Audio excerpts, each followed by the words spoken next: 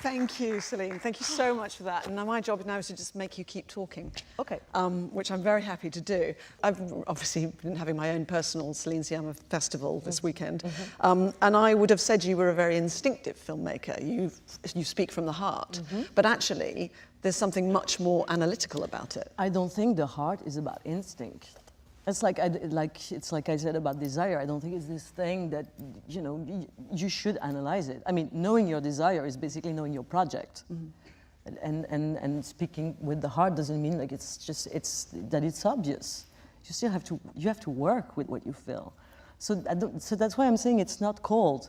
I mean, it's the beginning when you write, when you begin to write, it's super hot.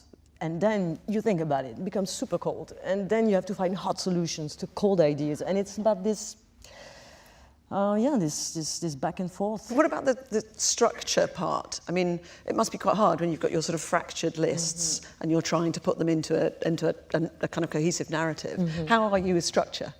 The portrait is 69 sequences, 69 scenes, which is very, very few. I kind of have also these games of, because it's about the pace, the rhythm you want to create. Because it's 2 hours and 69 scenes. Like a film, an hour and a half film is usually 120 scenes.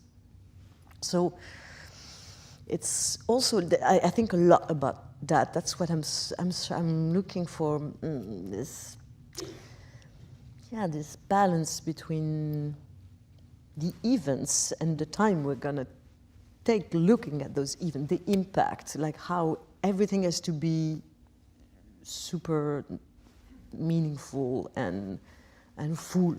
And that's also why sometimes I try to mix different scenes, so there's different ideas that, you know, that could have created 5 or 6 scenes, and it's going to be just one. Like the bonfire scene, for instance, there's the fact that there's the stake of her being pregnant and having to get an abortion. There's also the love thing. There's also this social moment, and it's a bridge to love finally happening, being acted on.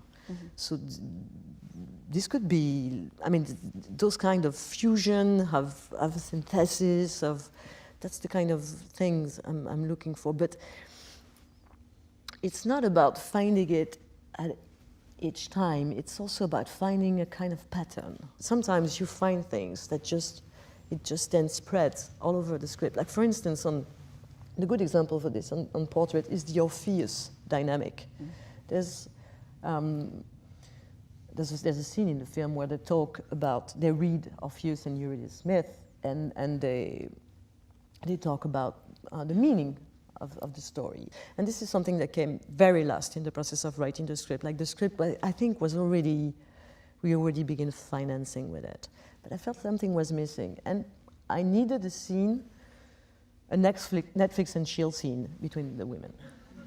So, yeah, it's really, because I had them playing cards, I had them drinking, and I was like, oh, I want them to talk about, I want fiction in their life, because also the film is about that. It's about how art is an dedication to love, love is an dedication to art, and now fiction, well, you know.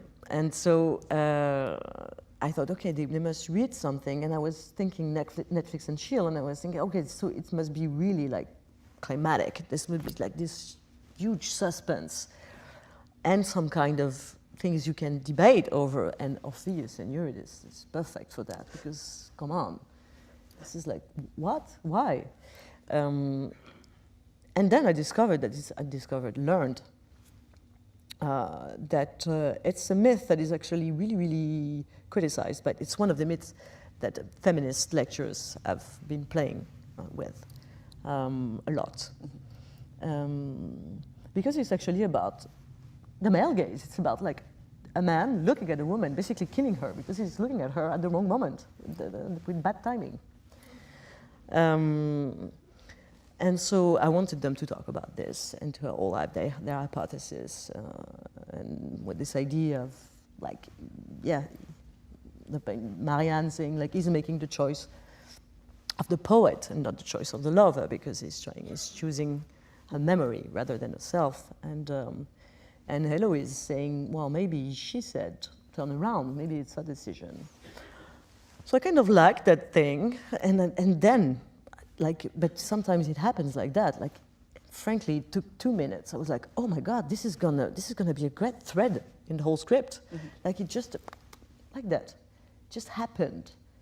I thought, oh, I was looking for something to do the link between those two timelines I've been telling you about in my amazing speech about the present of a love story and the memory of a love story. And this Orpheus thing was perfect to actually connect those two timelines.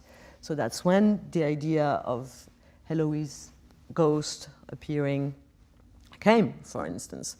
So it was like, and that's also when in the end she sees her for the last time, and it's this image she's been haunted with, and Heloise sits turn around. So it's like this whole Orpheus dynamic, which is so important in the film. I mean, I think some people like the film only for this. It just came up like in this hotel room in Trouville with the, you know, just within 5 minutes, and that was it. This afternoon, rather terrifyingly, I read an article in a press conference about Portrait where you said, I don't think I've got anything left to say. And I was paralysed with fear that you might not, but you've relieved us all. We are going to hear from you again. Yes. Thank you so much. This has been absolutely wonderful to talk to you. Thank you. Celine Sciamma. Thank you.